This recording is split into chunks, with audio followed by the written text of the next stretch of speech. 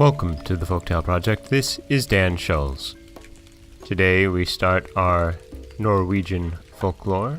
Today's story is a lot sexist and gendered, but it has the best of intentions in its sexism and gendering, and serves as a warning tale for both men and women about the traditional housework of women.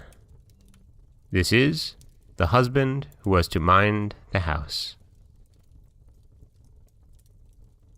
Once on a time there was a man so surly and cross he never thought his wife did anything right in the house.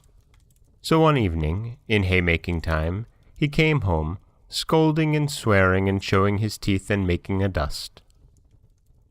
"Dear love, don't be so angry, there's a good man," said his goody. "Tomorrow let's change our work. I'll go out with the mowers and mow, and you shall mind the house at home." Yes, the husband thought that would do very well.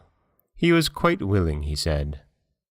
So early next morning, his goody took a scythe over her neck, and went out into the hayfield with the mowers and began to mow. But the man was to mind the house, and do the work at home. First of all, he wanted to churn the butter, but when he had churned a while he got thirsty, and went down to the cellar to tap a barrel of ale. So, just when he had knocked in the bung, and was putting the tap into the cask, he heard overhead the pig come into the kitchen. Then he ran off up the cellar steps with the tap in his hand as fast as he could to look after the pig, lest it should upset the churn.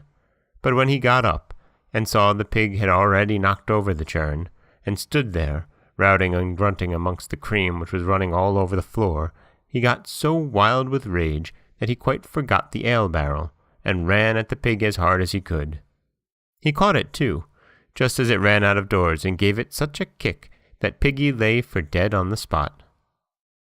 Then all at once he remembered he had the tap in his hand. But when he got down to the cellar, every drop of ale had run out of the cask. Then he went into the dairy and found enough cream left to fill the churn again, so he began to churn, for butter they must have at dinner. When he had churned a bit, he remembered that their milking cow was still shut up in the byre, and hadn't had a bit to eat or a drop to drink all the morning, though the sun was very high.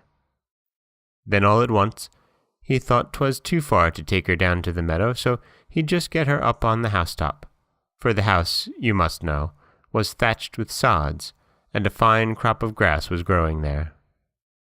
Now the house lay close up against a steep down, and he thought that if he laid a plank across the thatch at the back, he'd easily get the cow up.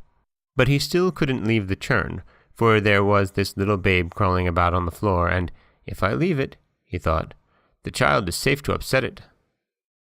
So he took the churn on his back, and went out with it. But then he thought he'd better first water the cow before he turned her out on the thatch, so he took up a bucket to draw water out of the well. But as he stooped down at the well's brink, all the cream ran out of the churn over his shoulders and so down into the well. Now it was near dinner time, and he hadn't even got the butter yet. So he thought he'd best boil the porridge and fill the pot with water and hung it over the fire. When he had done that, he thought the cow might perhaps fall off the thatch and break her legs or her neck. So he got up on the house to tie her up. One end of the rope he made fast to the cow's neck, and the other he slipped down the chimney, and tied round his own thigh. And he had to make haste, for now the water began to boil in the pot, and he still had to grind the oatmeal. So he began to grind away, but while he was hard at it, down fell the cow off the housetop after all, and as she fell she dragged the man up the chimney by the rope. There he was stuck fast, and as for the cow, she hung halfway down the wall, swinging between heaven and earth, for she could neither get down nor get up.